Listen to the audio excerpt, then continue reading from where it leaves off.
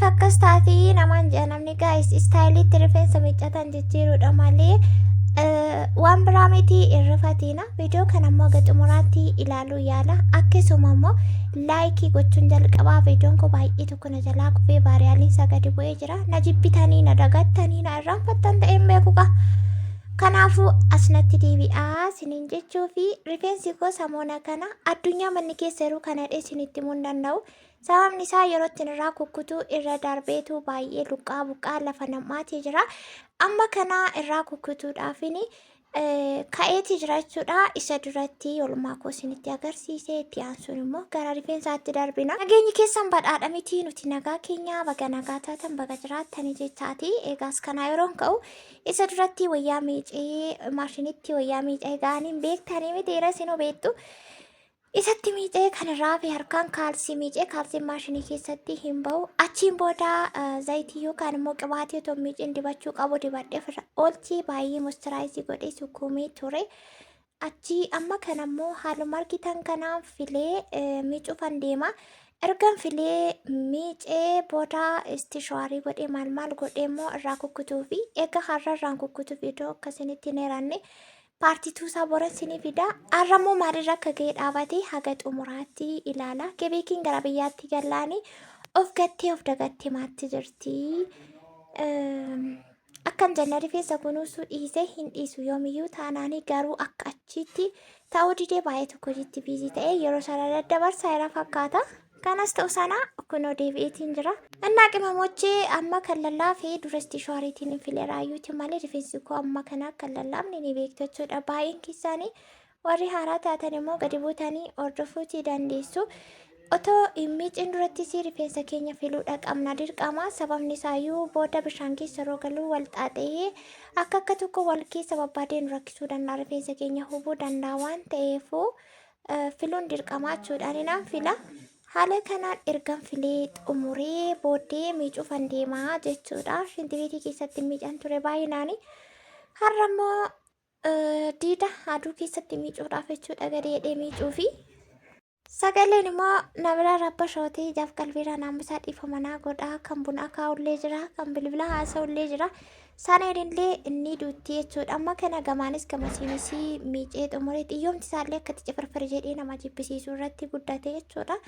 Achitti ji'a lamattis ji'a sadiittis irraan kukkutaas immoo argan dhufe ji'a lamarraa darbeetu jira jechuudha. Kanumaaf bakka akkuma godhu wallaalee lafuma namaan siniin jedhee kan goo rifeensi koo hin ciccitu. In buqqaa wajjaatiin keessaa yaa'a sun immoo yeroo waan tokko ani itti hir'ise waan an barsiise irraa qusadhu yookaan irraa hambisu jechuudha. Argitanii baay'ee tokko irraatii yaa'a.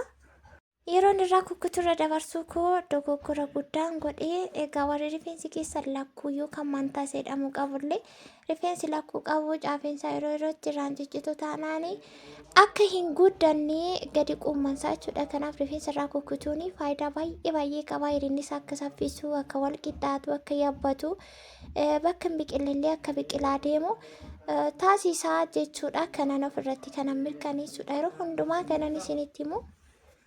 Kun ogaa akkuma argitanii astuun bishaan buusaa bishaan ho'aaf qorraa walitti dabaltee natti guraartii animmoo filaatiin miicaa jira jechuudha. Dirqama filamuu qaba rifeensi koo yoo akkas hin taane maqasii fudhatanii duuba goruudha. Furmaanni malee hiika biraa hin qabu.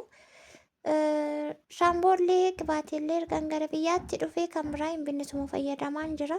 Garuu koondishinerii fixeen ture. Koondishineriinis immoo gaasisiin jira. Yeroo biraa roon koondishinerii sanallee bituuf yaada qaba waan ta'eef isallee isinitti agarsiisa jechuudha.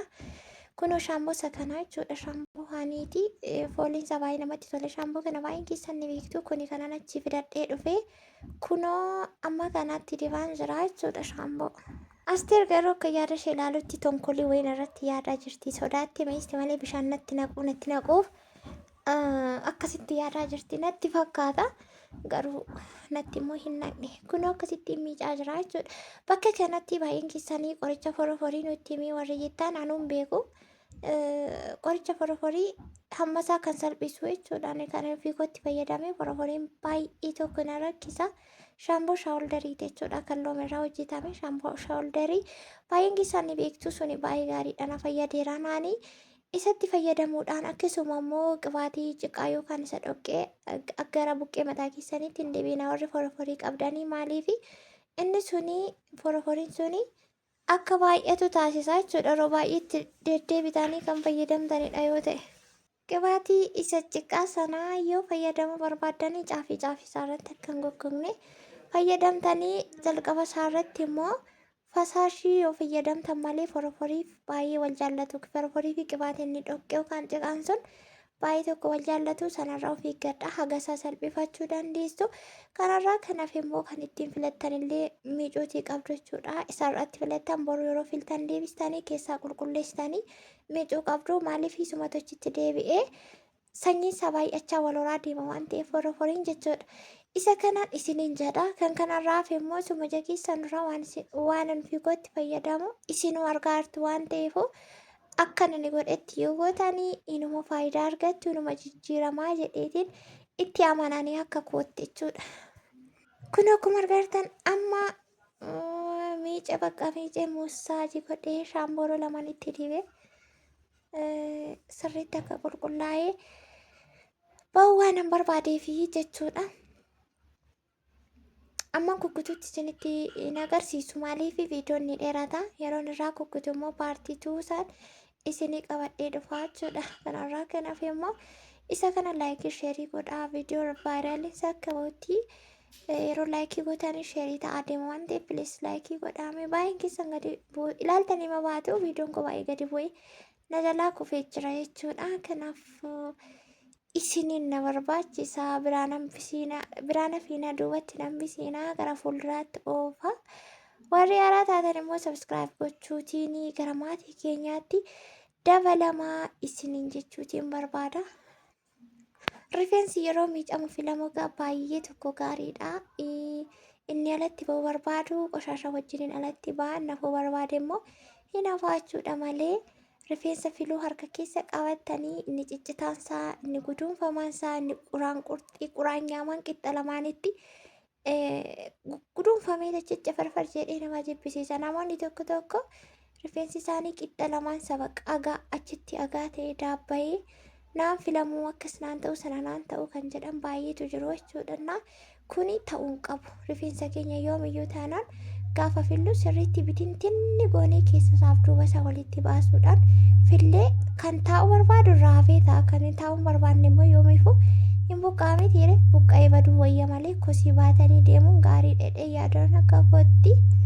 Amma kana xumuree kunoo dhumarratti baalli keessa gadi bubbuusee xiyyoo isaa irratti sirriitti akka bishaan dhugee sirriitti akka filamuu fi kunuun sirnatti gurraatti as kanatti baanatti naquu yaaddeetti yaada shiraaroon naalama viidiyoo ol jedhee tonkolli wayii assaabdee turte garuu milkoofnee fi malee jechuudha. Argitanii yeroo akkas taatu kana nagaaf miti isin keeriif isinitti fakkaatiin keessa na cuubuuf haa ta'u dudda kootti bishaan qorraa naquuf haa ta'u waan ta'e immoo yaaddeettarra. Annaa akkanaa fi akkasii paartiituun egaa akkuma isiniin jedhe argitanii akka isheen itti gadi na harkistu nan beeka fuula isheerraa toorsicha argeera ta'ee gudii ishee turte. Garuu erga viidiyoo xumurree booda dhumarratti yeroo ilaalu maal gochaa jirti? Natti naquuf jettiin dhiistii, keessatti gadi naqabuuf jettiin dhiistii. Argitanii? Akkasittiin miicee xumuree jechuudha. Vaasiliin inni biyya alaas as guutee jira. Gaayis asumaanii ofii kun binne garuu maaliif isumaan achii fidee hin finne? Wanti dhibeen jiru barbaaddan faarmaasii deemtanii waan alaa bitachuu dandeessu jechuudha. Kanneen akka looshinii, kanneen akka koondishinarii, vaaziliinii kan ala jiru sun ni jira keessattuu argitanii kan isheen hojjettu waashiin namoota faarmaasii irra ni jira jechuudha. Innaa yeroo biyya galleen argannu waan akkasii yoo kan jettanii intinaa jettu ta'e ni jira jechuudha. Garuu ani hin binne sababni isaa akkuma isiniin jedhee hin finne isa mana jiru. Garuu surreen kun nagumaaf amma kana bal'ataayyuu waynee balaachoo ana filaalee mayyuun beekuudha. Akkasiin isiniin jedhaa hagammatti waan wajjin turtaniif galatuumaa laayikii sheer gochuu wasaatii keessaan bakki isiniif hin gallee koomentii irratti gaafachuu dandeessu. Yeroo baay'ee koomentii isin na gaafattanii yookaan gaaffii isin na gaafattanii waanumaan irratti hojjedhee dubbadhee darbuudha. Kanammoo kan gootan viidiyoo irra tuttanii dabartu hamma dhumaatti otoo dhaggeeffatiin jechuudha. Kanaaf hin deebisuu dhiisa. Erga viidiyoo haga dhumaatti xumurtanii booddee bakka isiniin gallee gaaffii dabalataas gaafachuu dandeessu. Ani xumureetiin jira. Please like subscribe share gochuu hin irraanfatinaa hin dagatiinaa. Bakka jirtanitti nagaan isin wajjin haa turuu, gaarii isin hin darbiin amtuun isin hin argiinii jechaati. Viidiyoo biraatiin deebina. Argitanii dhumarratti akkasidha.